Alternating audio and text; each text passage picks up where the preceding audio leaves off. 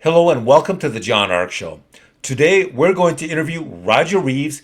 He was Pablo Escobar's most talented drug smuggler and often transported tons of narcotics by plane and ships to various continents. Everybody knows Pablo. Now we're going to interview Roger Reaves, who partnered with Pablo, the Ochoa brothers, and the Medellin cartel. Roger escaped from custody and from prisons on 5 separate occasions. He was shot in both Mexico and Colombia and tortured to near death in a Mexican prison. How many guys have that on their resume? That's impressive. If you loved watching Narcos on Netflix, then you'll be stunned by how much more dangerous and interesting the real stories are that Roger is about to tell us. One thing I want you to keep in mind, if you saw Roger walking down the streets of Medellin, Colombia, or Beverly Hills, California, and you talked to him, you would never in a million years guess this was the world's biggest drug smuggler. You would just think he was just a very polite Southern gentleman. But make no mistake, Roger is the real deal. Also, check out his great book called Smuggler. So, bolt the front door, pull down the shades, and put on your bulletproof vest because what you're about to hear was too intense to be included in the Narcos TV series and other documentaries about Pablo. This is the kind of content that you only get to see on The John Ark Show. Before we begin, I want to encourage you to subscribe to our channel for free. You can also like, comment, and follow us. We're going to have a lot of great celebrity interviews coming up, so make sure to click on that notification bell so you can be notified every time we upload a new episode. Also, we ask that you post a link to today's show on all your social media to help get the word out. Now, let's say hello to Pablo Escobar's most talented drug smuggler, Roger Reaves. Hello, Roger. Welcome to the John Ark Show. How are you today, sir? I am fine, John. Thank you so much for having me on. Oh, it was all our pleasure. So many people are anxious to see this show that I can't begin to tell you. So, Roger, your story is so far beyond incredible that to simply call it incredible would be to do it an injustice. So let's dive right in. Where were you born and what did your parents do for a living? I was born down in St. Augustine, Florida, during World War II. Folks were down there. They was working for the war effort in veneer mill. And as soon as the war was over in 1945, we moved to a 3 mule farm in Georgia. And I stayed on that farm for well, until I was 25 years old. Nice. So now let's fast forward. At some point later in your life, there was a time that you were struggling financially to make a living. Tell me about the situation and what caused you to pivot in another direction to become a smuggler. I was, I had, my father had died when we were young, left 7 little brothers and sisters, and my little baby sister was only 6 weeks old. My mother was 42 years old, and she and I farmed together. And we put in 36,000 laying chickens. Purina Company had promoted the chickens, and oh boy, you're supposed to make $1 a chicken a year. Well, the price of the feed kept going up, and the price of the eggs kept coming down until every time we picked up a dozen eggs, we lost a nickel. And now we're about $78,000 in debt, and we're about to lose the farm. So I decided to turn some of that chicken feed into moonshine. And I did very well. I sold that stuff for $3.50 a gallon. I made 1,000 gallons a week, and I was paying the place off. Well, we got one of the drums. It wasn't drum. The tanks that brings the propane got too close to the fire, and it knocked it over, and to about 200 other ones. And it looked like World War II down there with flame throwers going everywhere. And when that mess was over, the sheriff was there shooting at us. So I swam the creek and got away. And they came with long chains and took away the tractors and the trucks and everything we had. So there wasn't nothing, nothing to do but leave. So my wife and I, we left and went to California. My sister was out in California working, and she said, "You can make $7 an hour out there in construction." I said, "What?" That was just a marvelous wage. So we came out to California. Thank you, Marty. I got a job as an electrician. Oh boy, I wasn't really an electrician. I knew a little bit about it, and I went to right to work state and got $7.50 an hour. I was getting rich. Anyhow, I worked at that. And then I got on the Redondo Beach Fire Department, and that was just a dream job. I believe 400 people took the test for that job, and I was fortunate enough to get Hey, it. then, that's impressive. what else? Pardon? That's impressive. 1 out of 400. Yes, it That's was. impressive. Yeah. So with that, I only had to work 9 days a month, and I thought I had retired. So I would kept on with a little construction outfit, and I would add a room addition or paint people's houses. And then I started hauling antiques out of Missouri. First off, I went down with my truck and was down at LA, Los Angeles, around where the university is. And those old homes, those old people were moving out. And I would park my truck and just walk the 4 blocks. And before I walked those 4 blocks from the truck, my truck was loaded to the brim with antiques. Then I'd take it to Antique Row and I'd sell it and make about $200. And I'd come home sometime by noon with my money, and I'd say, "All right, I've done that." So anyway, money was stacking up, and we bought another house. So we had 2 houses down there. I had a new car, my wife, and had 2 little girls. And I bought an airplane. I'd learned to fly when I was in Georgia. Uh, it's kind of ironic. I learned to fly to be a missionary aviation fellowship pilot. I'd read the book Jungle Pilot, and I thought, "Oh, that's what I would just love to do. To fly. I'm not a preacher, but I'm a Christian. Flying those people in and out of the jungle and the sick people in and out, and taking their mail and dropping it to them over Borneo or New Guinea." I thought, now that's just the life I want. Anyway, I learned to fly down there.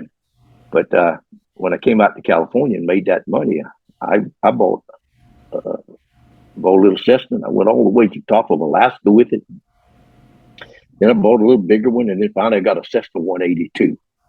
And I was flying down to Baja, California. I love to fish, and I would catch fish. And so one of the trips back across country with a load of antiques, I was talking about the price of mercury and the price of it in the United States and the price in Mexico. And said, "I want to go down there and get me some of that mercury." And the guy helping me said, "You ought to get that marijuana, man. That stuff's the hottest thing that ever was." I didn't know nothing about it. I already knew what word. And I said, "What would they pay?" So I would find somebody. So the next day he brought a man over and said, "You got an airplane, you'd bring marijuana back?" I said, "What do you pay?" He said, "I pay you $10,000. I said, "Well, throw some of that hay in there." And so that $10,000 that was almost 2 years fire department work at that time. So I went to a lawyer and I threw $100 on his desk. I said, "I got one question to ask you, Mr. Lawyer. If I got caught bringing marijuana across in my airplane, what would they do to me?" And he said, "What's your criminal history?" I said, "I don't have a criminal history." I said, "I've never even had a speeding ticket or a parking ticket." He said, "You work on the fire department?" I said, "Yes, sir." He said, "Well, you'll for sure get parole, but even at the very worst, you will get probation. You'll get 1 year and serve 4 months raking leaves on a military base." Well, I thought that was pretty good. I went and started doing it again. I got me a bigger airplane. I was making $40,000 every time I'd go down there. So I had my mama come out. I took her to Disneyland in my new Cadillac. And she said, "What you doing, boy?" And I said, "I'm hauling pot, Mom." And she said, "How much you making?" I said, "I'm making $40,000 any day I want to go down there." And she said, "What do they do if they catch you?" And I told her what the lawyer told me. And I said, "What do you think?" He said, "Do you need a co-pilot, son?" So that's the way it started. So tell me about your first smuggling flight. Did you have a gun with you? You said you made 40,000. Was that on your first flight as well? And how scared were you? Tell me the details. Were you petrified the first time down there? I wasn't scared at all. It was just wonderful. If you stopped and cleared customs at the border, Mexicali or Tijuana, and got the papers and you $3 for a permit to use a radio, you were welcome for 6 months anywhere in Mexico, just like you had a Mexican plane. So I flew down with the fellow that had the load, and we stopped in Baja and spent the night. And then we went on down to Guadalajara, and then we went to Jalapa, Veracruz. And we got there in the afternoon, and I'd put some fuel out on a dry lake there north of Hermosillo in the desert. Hit it on the way down. And so that place, Jalapa, Veracruz, was just like going back in Bible times. The women were washing clothes in the street with a stream off the side. It beating the clothes out on the rocks. And it was just, I went in a church. And I'd never seen this Stations of the Cross. And they had the Stations of the Cross carved so beautifully. It was just like a museum in there. And I was impressed. I said, I'm going to bring my wife back down there. So early the next morning, I went out to the airport. And I went to get in my airplane, and a guard came out. He's an old guy. And yeah, he wanted to know what I'm doing. I didn't speak a word of Spanish. So I explained to him, and I pulled out my wallet, and I had my fire department badge in there. And I showed that to him. I guess he thought I was some kind of law enforcement. Oh, he shook my hand, and then I taxied down to the run-up area, and the guys came in the little van and put about 300 or 400 pounds of marijuana in that plane. And then me and the fellow that was brokering the deal, we took off. And I got vertigo. The mountains of the Sierra Madres was sloping down at about a... Hang on just a second. When you watch my screen on the other side, does it show the John Ark show, or is there nothing written at the bottom of my screen? Nothing written at the bottom of your screen. Okay, because on your phone number is there, but I'm presuming that will not be seen by the viewers. Okay, I can't see it. Okay, that's good. All right. So go ahead. I'm sorry. I didn't mean to interrupt. I just don't want the whole world seeing your phone number. So I got vertigo. Never had the vertigo but that one time. And it's terrible. It almost makes you sick. Those mountains sloped off at about a 30 or 40 degree angle. And the Milky Way was sparkling overhead straight. But I wanted the plane to be parallel to those mountains. Well, whenever I turned it up to be right with the mountains, of course, I would turn. And it was the hardest thing for me just to not look outside and to look at the instruments.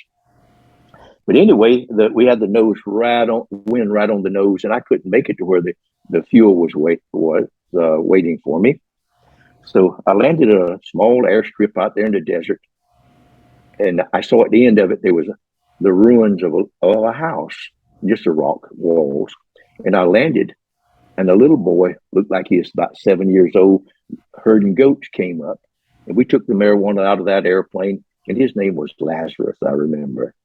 And he helped us with the bags, and so I took off and flew into town. I got the fuel, and I got lunch and some goodies, and I brought it back. We sat down with little Lazarus and had lunch, and then put the marijuana back in the plane and went on to the dry lake. Well, I didn't know it, but the fellow with me was taking some kind of powerful drugs.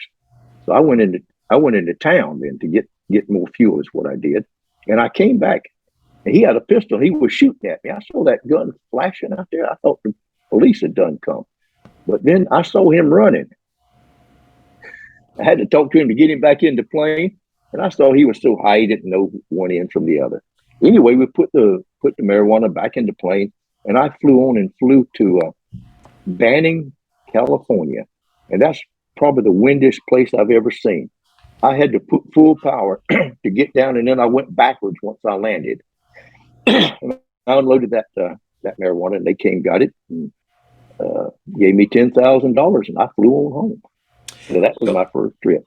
So at some point, I know you told your mother, and I presume you told your wife. Now, your friends, I suspect, probably saw you driving the new cars, and you had a plane.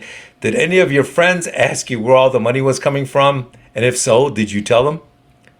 No, I never told anybody, but I know that one of the firemen, he called the police or the DEA, and that's where they first started investigating me. Now, you work with Pablo Escobar, the Ochoa brothers, and the Medellin cartel. For people who don't know, at the time, these guys were the Henry Ford and J.P. Morgan of the cocaine business. They practically created the international drug trade. Were they really that smart, in your opinion, or was it their ruthlessness that caused them to be so successful? They were in the right place at the right time. Yeah. for them.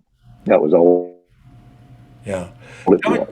And tell me, go ahead. I'm the sorry. people that I did were not ruthless at all. I was with the Ochoa brothers, and they were partners or with Pablo Escobar, and he was a ruthless one. But when I met him, he wasn't ruthless. He was building houses for the poor people and stadiums, and there was not much. I guess suppose there was some killing going on.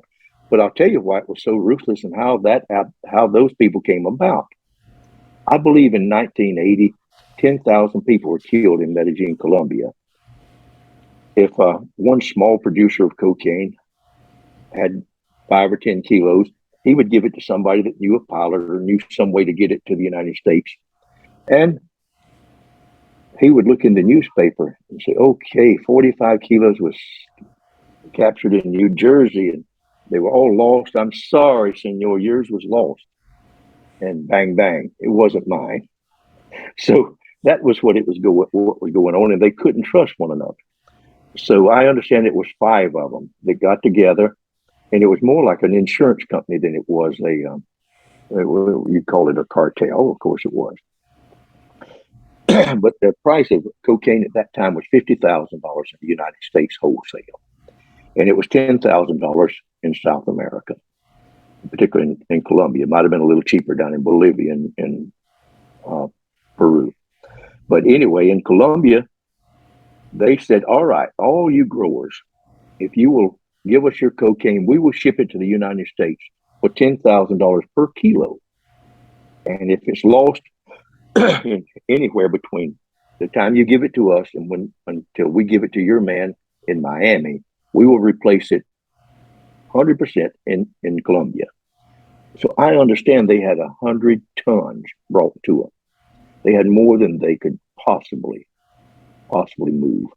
So there I was with my airplanes right there the day that it started.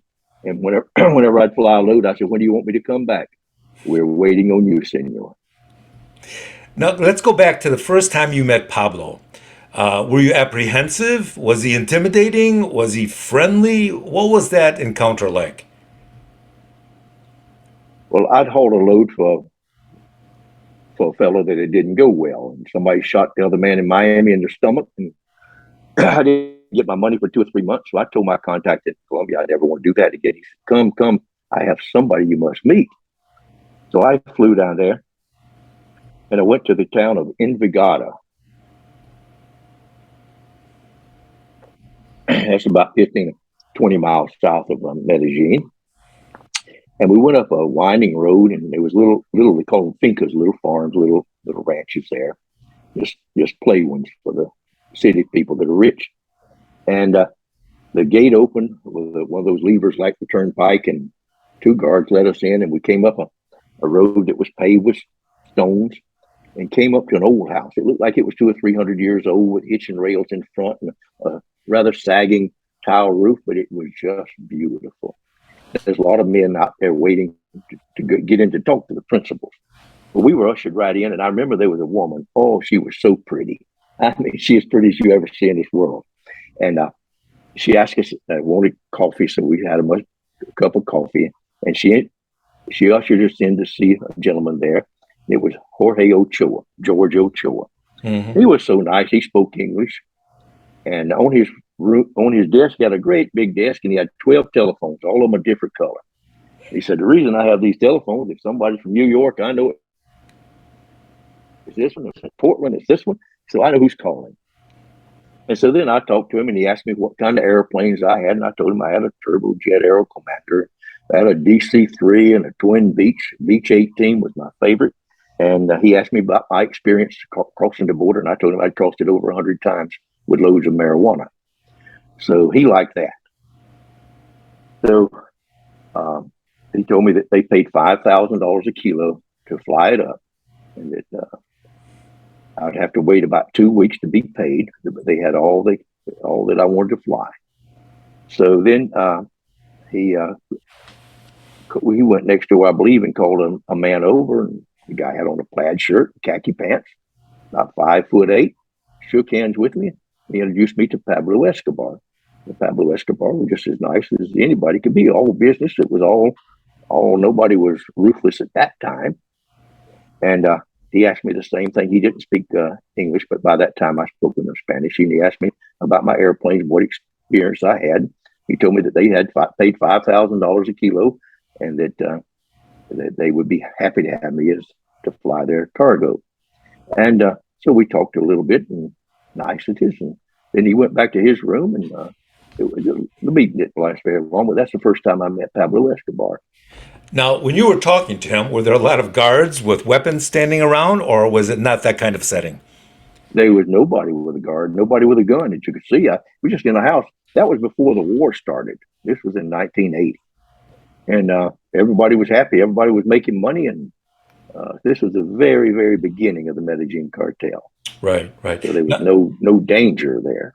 Now, you smuggled vast amounts of weed and cocaine. How did you avoid the radar surveillance and all the other headaches that ended the careers of so many other smugglers that caused them to get killed or imprisoned?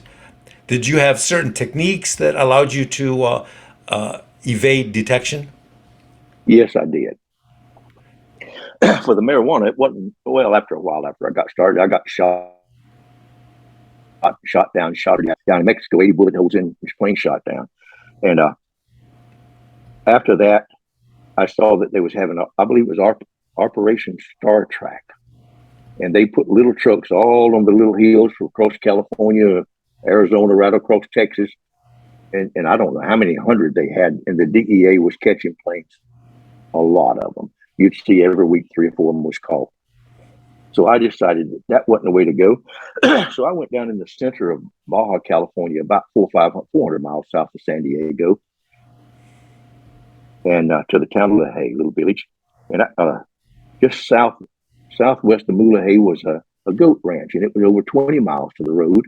And I landed there, and the mesquite trees and the doves flew up. It was just a paradise. And I met the man there, Juan, and asked him, could I come there and unload my load? And I'd pay him. He said, yes, he didn't mind at all. So I would come in from southern Mexico or wherever I was getting it, and I had plenty of fuel to get there. And I would unload it and sweep the plane out. He'd help me stack it up under the trees. And then I would fly into Mulahey, and the guy would wash my windshield and fill the airplane up. I'd rent a room and eat barbecue. And late in the afternoon, about 4 o'clock, I'd fly out to the goat ranch, and we'd load back up. And then I would take off in a westerly direction. It would be most unusual. And there's an island called Guadalupe Island. It's, I guess, 20, 30 miles long and a couple of 1,000 feet high. And I would fly over that island, and then I would head northwest, more westerly, of course, out over the Pacific.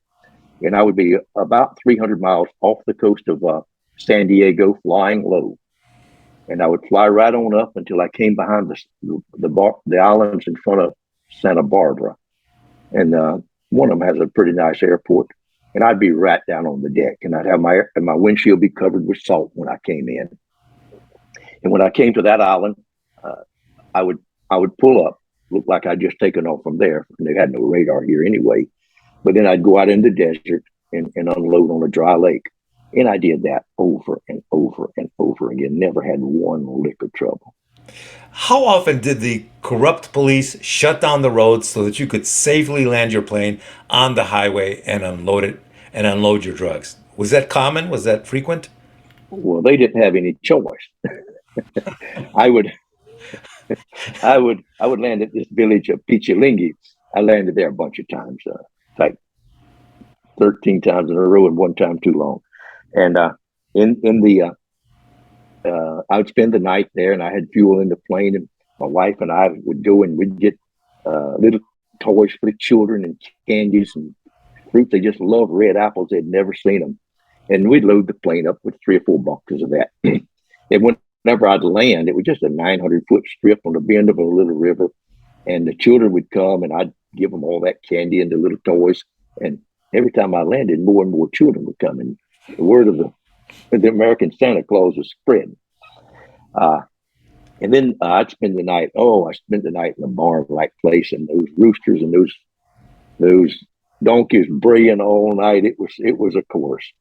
And then just about daylight, they'd wake me up, and we'd walk back down to the airplane, to the river, and I'd brush my teeth in the little stream. And then there was a guy Pedro, a young man, and he probably weighed about 120 pounds because the runway was really short. And I couldn't take off with a load. And then we would fly maybe 20 or 30 miles away, and he would tell me where to go. And then I'd see a truck. It'd be like a 2-ton truck, and it would pull out with the marijuana on it. And another one about a mile up would pull out too, and they would have guns. They would be men in there with their rifles all over. And it'd be a freeway, a big road. I would just come over the one stop as quick as I could, and then they would come on up. And it was like a bucket brigade filling that plane up. Sometimes with the bigger plane, it'd only have 6 inches on each side of that road before you hit the berm.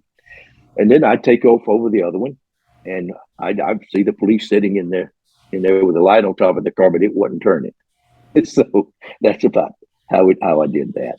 Now, at one point, you were on a smuggling run, and your plane was riddled with about 80 bullets, and they shot off your kneecap. So your kneecap is missing, and you're still trying to fly the plane and maintain control. What are you thinking, and what are you doing next? Well, you want me to tell you about the whole thing? It was quite a moment. On load 13, I had a bad feeling, and I don't think it was like paying much attention to feelings at the time, but that little warning sign was going off tick, tick, tick in my stomach. And there's a guy named Joaquin. And I asked him, Joaquin, are you really paying off the federal royalties? See, they paid off. Everybody's paid off. Everything is good. Well, he was lying. So I spent the night. The next morning, I went down and brushed my teeth in the river. And there's a bunch of men walked with me down there. Pedro got into plane with me, and it's a Cessna 207, the biggest plane that Cessna made at that time, like a station wagon. And I cranked it up. I was in the middle of the strip. That was about 400 feet in front of me, maybe 500. And pow! I thought a tire blew out. And I looked down from a tire, and Pedro was punching me, Policia, Policia, Policia. Well, it dawned on me. And I shoved that throttle to the firewall, and off down I went down. I was making a lot of dust. And right at the end of the strip, I wasn't even in flying speed, just barely. I think I was looking at the airspeed indicator and had about 40 knots on there. And that thing just disappeared in the dash. A bullet hit it. And then the windshields all the windows was wiped out, and I was hit 3 times. I didn't know I was hit. And the gasoline from the high window up above me, it was pouring, the bullets that hit it, and it was gushing in on me. I mean, it was like it'd been poured out of a tub. Oh, I thought I was going to catch on fire. And I suppose that I was just hanging on a stall. In fact, I know I was now, but I thought they had shot the rudder cables in two. So I didn't have any control of the pitch. So I just pulled the power. And I must have been so scared or so shocked until the whole world turned yellow and time just almost stopped. And I had all the time in the world to turn off the fuel. I don't know why I turned it off. It was all over me. But and I crashed towards and it was just coming daylight. It wasn't a good light. But in the bottom of that river, it was only about a foot, maybe 18 inches deep, were stones. And those stones were shaped like turtles, the backs of turtles. They were fit together rather smooth in that river. And I hit those turtle back stones, and the wings came off, and it bounced one, and then the nose came loose and came under the airplane. And I'm sitting right up on top of the seats, buckled in. And I don't know if I was knocked out or what, but Pedro was saying, come on, Roger, come on, Roger. And we jumped off in the water. It wasn't even knee deep. And here come those 4 guys down the runway, and they were still shooting. They hit 2 or 3 times. They hit the plane while we were standing right there in it, but they were a long way off. And I carried a pistol, a Browning high power, 9mm. I just had it for survival, not to kill anybody or to hurt anything, but sometimes in the jungle, you might need something like that. So that was in a holster that was taped to the top of the radios. Now, those radios were turned upside down, and they were just right there for me. So I reached and got that and popped 5 or 6 caps down that way, and those federales run into those rocks, and they disappeared. So we started off up the trail, and I looked, and Pedro's foot was nearly shot off. He'd been hit in the ankle from the backside, and just blew it out. It wasn't even bleeding. It was just white. And I knew I was hit. The end of my toe was shot off. My kneecap was flapping, and I had a crease across my head. It was just pouring blood. So I wanted to go down, and he said, "No, no, Roger, go up. The Federales said go down." So we went up the mountain and went through the cactus and the brush, and there, standing in a trail, was an old donkey. She looked like she was 30 years old, sway back, but she was big. And Pedro knew her, Charlotte, Charlotte, and he went to petting her behind the ears, and we got on that donkey and we rode for several hours until we came to a man that he knew. Somebody had a little place. There's no road going to it, just a place. And the man was plowing, and he had a cow, and he had a little mule hooked to a plow, and he was plowing amongst stumps. And he talked to Pedro, and he put us in the house with his wife and daughter, and he took off, and he was gone all day long. And the lady of the house put cloth over our wounds and poured diesel fuel over it. And what a long, long day it was. And about dark, I guess 20 horses and mules come trotting up hard into the yard, making a lot of noise with their hooves. And we went out there, and the man was back, and they had a man there by Dr. Benjamin Soso. He was a world-class parachuter, and he worked for the Red Cross. And he came in, and he gave us both morphine shots and tetanus shots, and cleaned up those wounds as best he could. And I still have a slug in my foot, and he tried to get it out. He did some damage reaching up in there.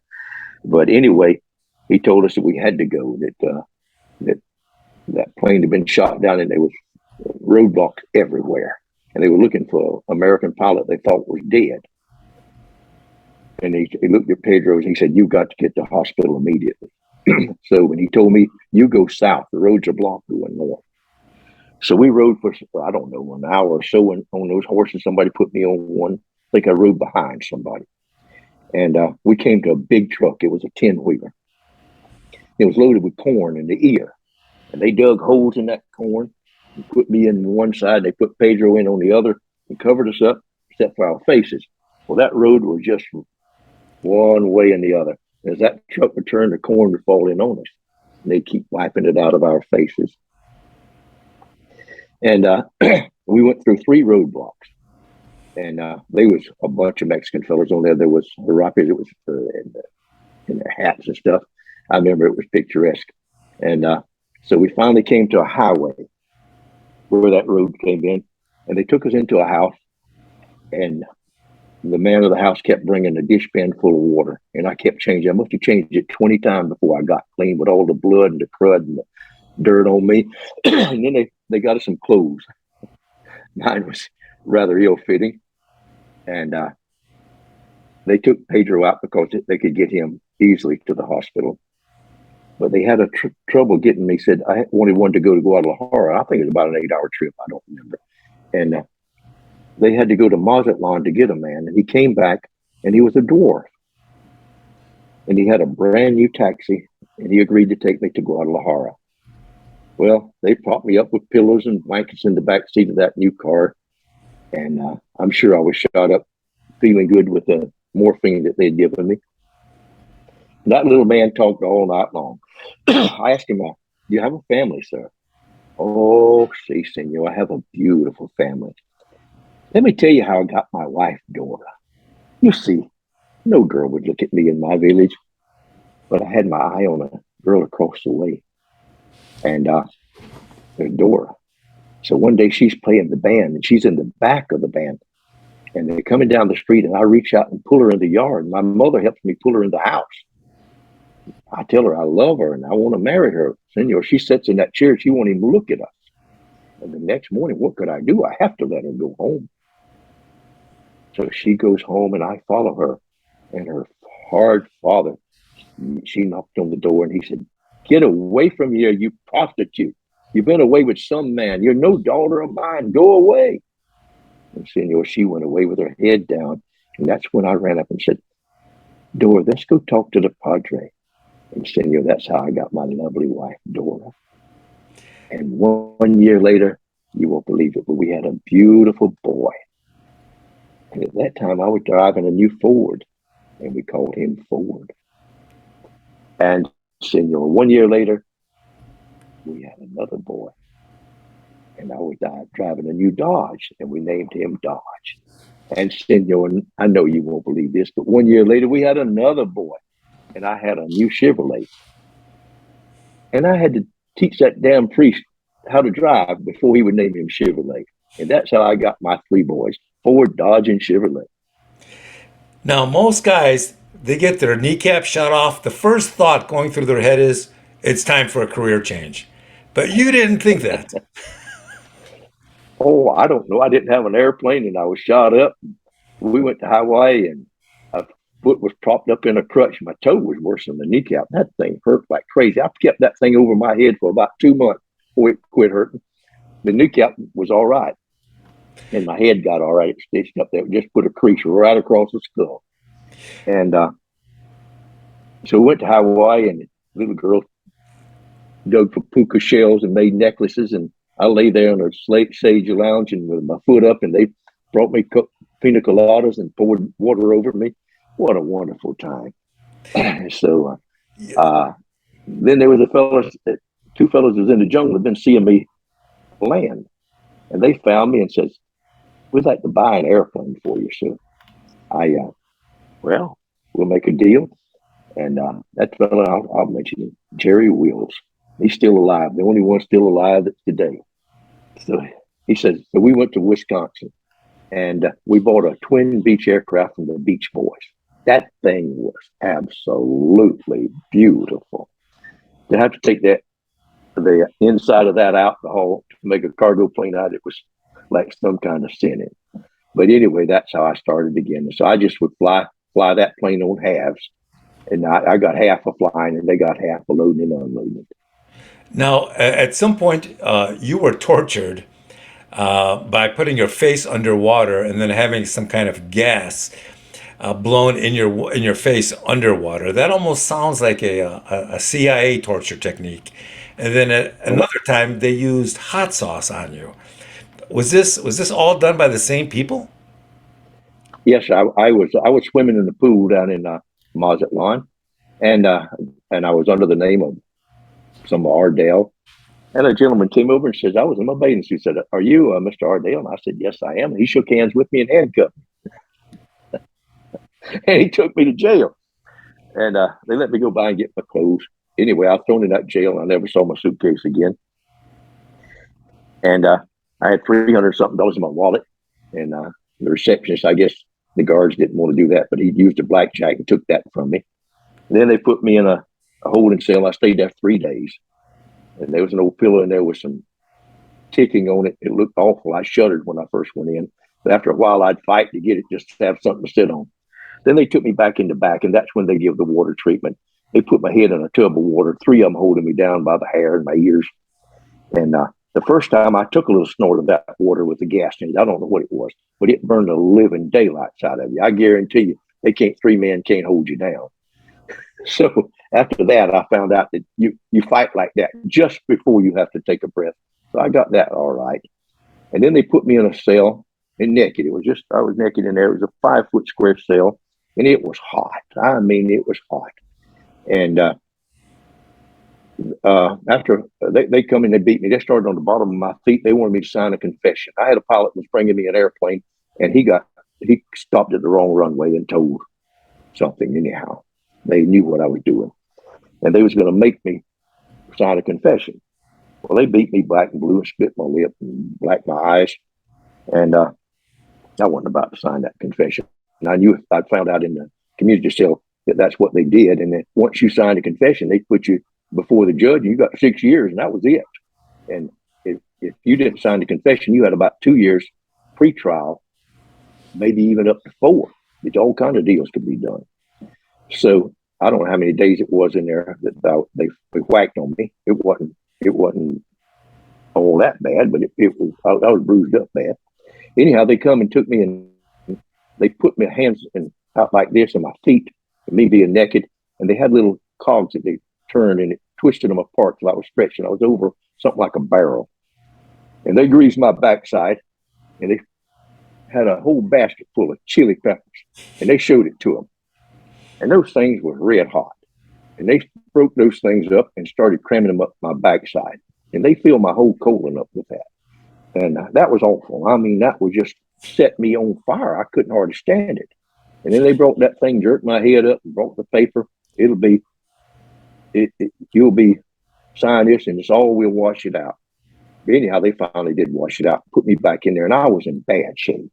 I lay on that floor for a while, for, I don't know, a couple of days. And then several of them come in and they brought a corpse in. And he was wrapped in newspaper, strips about 1 inch, and he looked like a mummy. He was wrapped from his toes to the top of his head. And they had a meat hook in the side of him in his ribs, and there was a bolt in the wall, and they hung that man on that bolt. And he was just a block of ice. And I thought, wow, what in the world? It said, you next, son of a bitch, you next. So he hung there, and then he was hanging there, and the first thing it looked like thawed out was his eyes, and they started, it looked like tears running down his face, the rivulets of water from that ice. And then his lower part started thawing out, and he went to puddling stuff on the floor, and it didn't smell good at all. And I noticed it as he thawed out, as the day went along. It took several hours. The ribs pulled apart here like this, and I could see his liver good and clear. Oh my! But I butchered hogs and cows. That didn't. I can't say it didn't bother me, but that wasn't any deciding factor. Anyway, that puddle of formaldehyde just filled up that floor. They wouldn't know where for it to go, and it was awful. I mean, it was just an awful smell. I could hardly live. And under the door was like a quarter, half-inch slot, and I laid on a filthy floor with my cheek right up to that door, and I went to sleep, trying to breathe some fresh air under that door. I think that's the only thing kept me from dying. Anyhow, I had like hallucinatory dreams. They were pink flying pigs and all kind of animals flying around with it was all pink. And I said, I think that's where Walt Disney must have had some of that stuff where he started off. And so I went unconscious there. And I woke up in the infirmary, and there was a doctor that was very concerned over me. And he told me that I would have died from that asphyxiation of those fumes. Anyhow, then they took me out and put me in the general population. I laid down there on a piece of cardboard, and a couple of fellows helped me. You know, I grew up in one of the most violent cities in the world. So I'm a pretty good judge of character because of that. And when I listen to you, you sound like a Southern gentleman. But when I see you raising your hands and, in the view of the camera, and I see the way you conduct yourself, and I see that you are really strong. Where does that strength come from? Does that come from life on the farm back in the day, or were you an athlete? Because to endure what you have endured is no small feat. Where does that strength come from? I don't know. One thing, I'm a Christian, and so I have a strong hope of life after this one. And sometimes, a few times, I've had visions of things happen that I remember another life that I was a soldier. Mm-hmm. So I don't know what it is. Yeah. So now, as everybody knows, there was a very famous smuggler named Barry Seal, who actually worked for you back in the day, and the CIA. Tell us how you met and how that business relationship unfolded. I was looking for a place to live. I said, all right, with all that money, I better find me a place to live about halfway to Colombia where I can have a ranch and maybe a refueling spot and get to know things. So I took my wife and family and the children, and we went to San Pedro Sula, Honduras. And then we went up to the mountains, and there was a place called Lago Azul. And, it's a really heavenly looking place. That place is pretty, and great, big, largemouth bass in that lake. Anyhow, we stayed up there about a week looking at a ranch that I was looking to buy. And we got rather muddy and dirty. So when we came back to town, put all our clothes in the cleaners. And I was supposed to get them the next morning. We made our way to New Orleans, made reservations. So but the next morning, the clothes weren't ready. I told my wife, you go with the children because it's easier for one person to get standby. So I went and got the clothes, and it was crowded in traffic, and I give the guy $100 to go faster. The old man, he just blew his horn louder. So we got to the airport, and the plane was taxiing out, a brand new 727. So I went around there on the tarmac, and I waved at him, and he waved to me, a young pilot. And then I saw Mari's face in the cockpit window. That time you could just walk right up there with him. And I saw the nose go down as he put on brakes.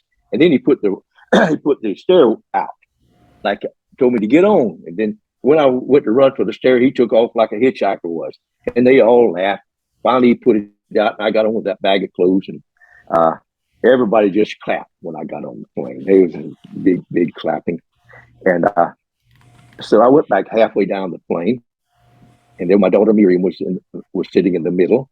And a man sitting by the window. And I took my seat and put the clothes up in the overhead. And we took off, and the wheels came up, and then in a little while, got about 5,000 feet. I heard there was a little click, clunk. And Miriam, she said, "What happened there, Dad? What did you do?" And I said, "He just turned on his autopilot." And that man leaned over and said, "You fly these things?" And I said, "I got a few hours." Said, "My name's Barry Steele. How you do?" And I looked at him and said, that's how I met him. And so he just looked princely. I mean, some people just have the look. They look if he could have been a prince or a president or whatever he wanted to be if he had wanted to. He looked like an intelligent man. Nice, clear blue eyes. And I thought, surely he's there to catch me. But we got to talking, and he said he just got out of prison that morning in Honduras after serving a year for 100 kilos of cocaine. And I thought, But when we got to New Orleans, we had a nice chat going up there talking about airplanes. And when we got to New Orleans, there was 20 or 30 people waiting there for him. And there was an old mama and just crying, and little children hanging on his legs, and beautiful wife hugging him, and the people shaking his hand. And I thought, he's telling the truth. You couldn't stage that. So I went over and said, "Barry, I may have some work for you." And I gave him my address out in California. And I said, "Come out when you get a chance. We'll talk." So Barry showed up a week or so later, and I just bought a 690B Aero Commander. That thing was almost new, and it was hot. And I said, "Let's go flying. Show me what you can do." Well, I wish I hadn't told him that, because I really don't like aerobatics. I can fly, but anyhow, he took that thing up and wrung it out. And I told him, "That's all right." And then he did what you call a falling leaf. Cut the engines off and go from side to side and just hit the runway. And that was it. Well, he had the job. So I said, "It needs to be tanked so we can go further." So he said, "I got somebody in Mena, Arkansas that'll do it for $10,000 to keep the mouth shut." So I gave him $10,000, and he took off with my airplane. A few days later, he told me, "Come to Baton Rouge. I got something for you." So I flew to Baton Rouge and went to hangar, and boy, that thing was tanked professionally and beautifully. It was stem to stern. That thing would have went from Bolivia to Canada, I believe. So that's how I met Barry. And then I gave him the job. So, what was more difficult, smuggling by plane or by ship? Neither one of them are difficult unless you get caught. The ship just takes a long time. I like the airplanes. Plus, you got a lot more chance to getting away if they get after you on an airplane. You can bail out for one thing, let that plane go on out in the ocean crash. They don't have anything. They can't catch you in those pine woods. But now, you asked about how I got away with it, and I'll tell you a little bit more. I cleaned the grain ships that came into New Orleans back in 1975, 76. So I went fishing out there, and I flew out that way, and I saw all those oil wells, hundreds of them offshore, and the helicopters coming back and forth. And I thought, now if I come in with them, ain't nobody gonna see me. So when I started flying cocaine out of Florida, I would come in, and about 200 miles off the coast of New Orleans, I'd put it down on the deck. And then just about dark, or at dark, and sometimes maybe 20 or 30 helicopters coming in with me. And I just slow down, come right in with them, go right on across the Lake Pontchartrain, or follow Interstate 10. Interstate 10 was being built, and that was the most beautiful runway anybody could dream of. It was 1,000 miles of white concrete, just ribbon, with nobody on it in lots of places. They was building the bridge across the Mississippi River there between Baton Rouge and New Orleans, and that thing must have been out 15 years. And about 5 miles from the river, they had bright flashing lights, so you had to turn and detour. Well, those red lights were just like the end of a runway for me to come over. I'd land on that highway and unload time after time after time. Then in the morning, we'd go out there before daylight, or just at daylight, and scrub the black marks where the tire marks would hit the runway so they wouldn't see it.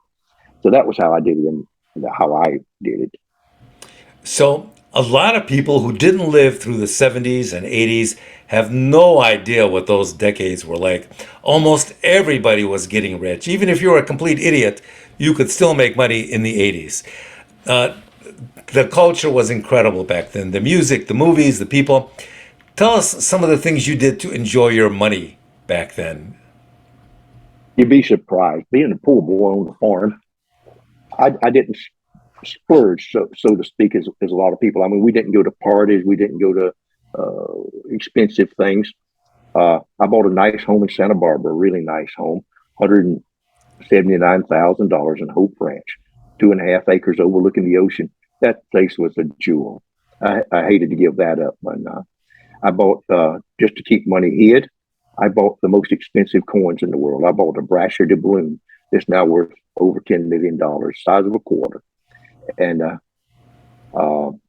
I wanted to be a farmer, so I bought, I guess, 7, 8 farms there in Georgia around where I was. I bought one next to Jimmy Carter up there in Plains, 700-acre farm, and I put them in other people's names.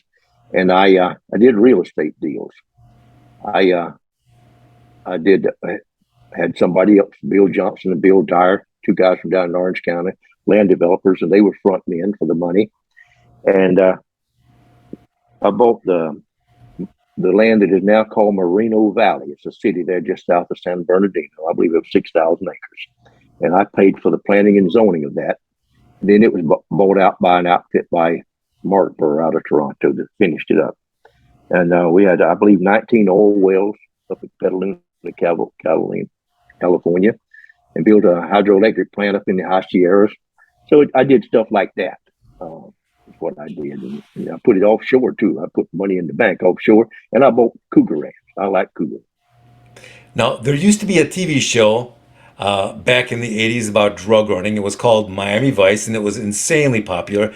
Did you ever watch it? And if so, what did you think of that show compared to the real world of drug smuggling? I probably watched it, but I don't remember enough to critique that. Did you ever spend any money on a family or friends? Buy any houses or cars for the people you loved? I bought all my sisters a house. Hmm. I bought all of them a brand new car several times, some of them several times. Yes, I helped them get PhDs and go to school. And one of them wanted to be a missionary to India, sent her over there for some years. And I did whatever I do. And one of the good things that I did was I paid to have my brother was down in Belize, and the insane asylum had no water. They drawing well, and he got all that plumbing and all fixed, and they didn't have beds, and so I shipped 80 beds down there for the insane people of Belize.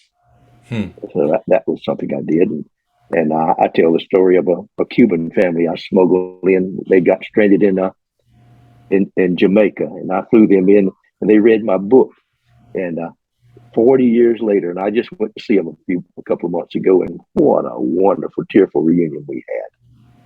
Hmm. There's some of those things I did. I was happy that I did. Now, I understand that you kept a lot of your money down in the Cayman Islands and that they ripped you off and stole it. Can you tell us about that? Yes, I sure can, and I don't mind naming names.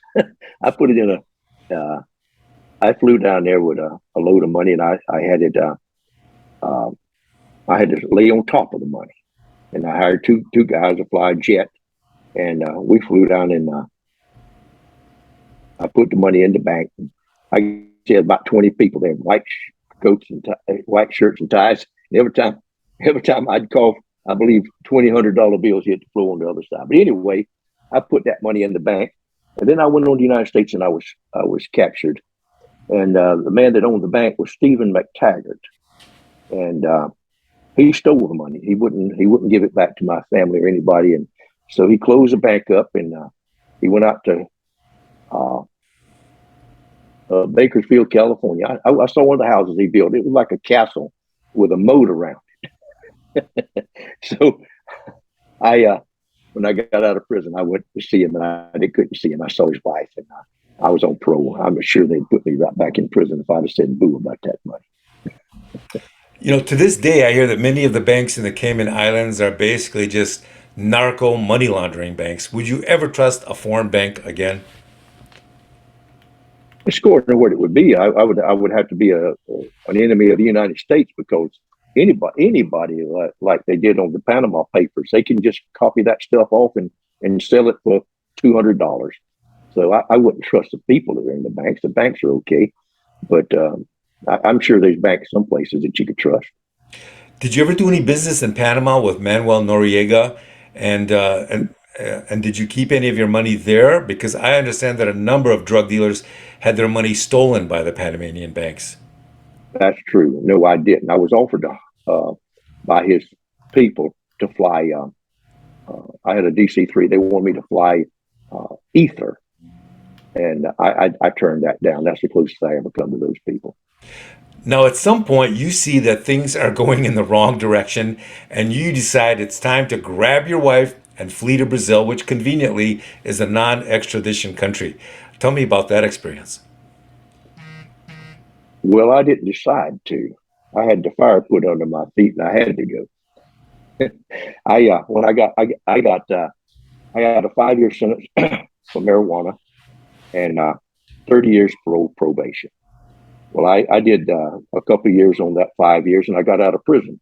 Well, right when I got out of prison, I was having breakfast, and I'd heard Barry had turned, and he'd working with the other side now, and I thought, I don't believe Barry would tell on me. So I saw Ronald Reagan's blue eyes on the television as I was eating breakfast. And it said, we have absolute proof that the communist Sandinista government is under cocaine running business. And oh boy, there's Barry's plane right there on the runway crashed. And I knew he had done it.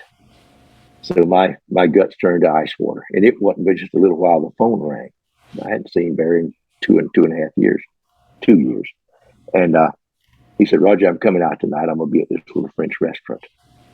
And he said, I'll be there at 9 o'clock. And I said, all right, I'll be there. So I walked in, and Barry was leaned upside the wall in the back, and he had gained weight. And he was sitting there, and I looked around. There's about 20, 25 people there, and there's all 30s, maybe 40 years old, dressed leather skirts, leather jackets, and jeans. And I just went up to Barry. I said, Barry, are you wired? He said, no. I said, well, I'm not going to say anything, but you just talk. I said, are these DEA agents? And he said, every one of them. I said, all right. So I sat down, and he just said, Roger, I was charged in 3 states from this cocaine. I was facing 3 life sentences. Everybody ran, left me holding the bag up there in Arkansas. And I got out on bail. I flew up to Washington. I talked to Edward Meese, the Attorney General, and I told him they're bringing tons of cocaine out of Colombia. He didn't believe me. They run me out of the office. But I went back the next day and I said, listen, don't be crazy. They're bringing, I can help. I just need to get out of this deal. So they brought Jake Jacobson to fly with me. So he went down and got the load 1.5 tons and landed in Nicaragua. And then he pulled the power on takeoff and bellied it in. He said they shot it, but it wasn't. He pulled the power. And then you can see in the book Kings of Cocaine, and you can see Pablo Escobar carrying the duffel bags of cocaine from the new plane that he brought Barry up. Barry had called down there. They brought a new plane up, and you can see him toting it. And Barry took 1,000 photographs inside and outside of that plane. And then he come on back with it, and yet they still. So then he's out on bail. So I just told him, well, bring your head honcho over. And he brought this guy, Jake Jacobson, over, and I really like him. He was a nice fella. We drink some Chivas Regal. And he said, Roger, you can come tomorrow to Miami and testify before a grand jury. I'll take you down in chains. And if I do, the only place you're going to ever see your family again is in a federal penitentiary system. I guarantee you'll get life. So I went down to Miami the next day. Yeah. Go ahead. I'm sorry. Go ahead. So I went down to Miami the next day, and I went in to see a lawyer. I said, Mr. Lawyer, I've got to say something. I mean, they got me in a bad place. Can you help me? And he said, well, I'll represent you for $600,000, but I don't talk to snitches. I said, well, I'm not a snitch. And he said, well, that's what you're talking about. He said, once you start talking about them being a snitches, you either are, it's like being pregnant. You either are or you're not. If you say one word and you tell them one thing and it's not everything, you don't tell them everything, you will get life. And I thought, wow, I didn't like him. So I went to another one. He told me about the same thing. He was not nicer. So that night I saw Barry in my favorite restaurant down there in the festival. He had Debbie with him and we had dessert together. And I hugged his neck and I believe I kissed him. I said, Barry, they're going to kill you, friend. Oh, no, this and the other. I said, Barry, they're going to kill you. He done testified before Congress. So I took Mari and the children. We fled to Brazil, and they killed Barry 6 weeks, 6 months later. I was down in Brazil, and I cried when I heard that they killed Barry. Mari did too. The children did, but we loved him. But there was no way he could live through that. Now, you mentioned having visions and premonitions, being somewhat psychic at times. Do you think that's what helped you avoid getting arrested or killed, when so many other people would have been just, dead on arrival? Because you seem to almost be protected by the universe. It seemed like it. It just seemed like I didn't have any trouble. I just like I like everybody. I love most everybody, and they be just nice to me. I just love them. I'll do anything for them, and I do it exactly what I'm going to say, and I don't lie. I mean, I lie to the judge, but I don't. I don't tell people lies. I just don't. I don't have to remember what I said. Now, So somehow, yes.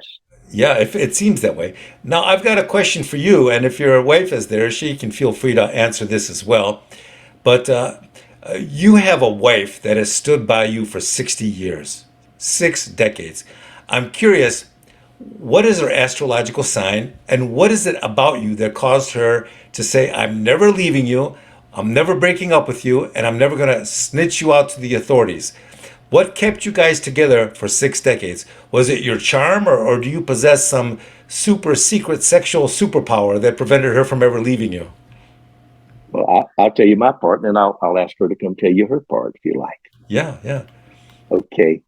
When we met, it was magic. I mean, when our hands touched, real literal sparks flew. I fell in love, and so did she. And of course, we've had our fights over the years. We've had some cat fights, but we try not to go to bed angry. And I've always treated her really good, and she is a saint. I mean, if anybody on this earth is, she just loves everybody and says no word, never. And if I have trouble with somebody, she said, "Well, it was probably your fault. You should have." So a lot of people told her, "Why don't you divorce him? He's doing life. He may never come home." And even of her family and her father, and she told Dad, "I love him," and so he never mentioned it again. But then she told me that I said, "What did you say to him? You're beautiful, I'm sure." She said, "I just said I'm not available." And I said, "How did you do it?" And she said, "Well, I had these 3 children, and I just remember our life together. And at the sit of at the table, and you saying the blessing, I just could never imagine another man sitting there. It just wasn't in the to be." And it's her. She's a devout Christian. I mean, for sure, she's a saint if I have ever seen one, and that had a lot to do with it, her faith. Roger, if you were suddenly completely broke and penniless and unable to find a job anywhere, would you ever, under any circumstances, go back to being a smuggler? Well, I can't imagine it, but I'm sure I would if my bread depended on it. But Yeah. no, I don't want to though. I don't have any desire to. I've been offered. See, I could fly a plane now. I've been offered a $3.6 million a day to fly, and I just turned them down with no thought whatsoever of wanting to do it. Interesting. So even all these years later, they're still knocking on your door looking to hire. I had somebody come for me. Yes. That's interesting. So, Roger, before we wrap things up, is there anything you would like to promote? And where can people reach you on social media? Okay. I Smuggler Roger Reaves, and That's where most everything is posted. Then I just this week just started getting on the other ones, and I got a young fella to help me do social media. Mhm. So we're on that, and I have my book Smuggler. It's on Amazon, and it is also I read it, so it's just on audio. Audio, yeah. It's Kindle. Yeah, that's about all I'm Well, listen, trying to promote. you have had an extraordinary life, and I want to thank you for telling your story on the John Ark Show. You're a great, great storyteller, and you're always welcome back on the John Ark Show, my friend. Thank you so kindly. I'd be happy to. Thank you very much, Roger.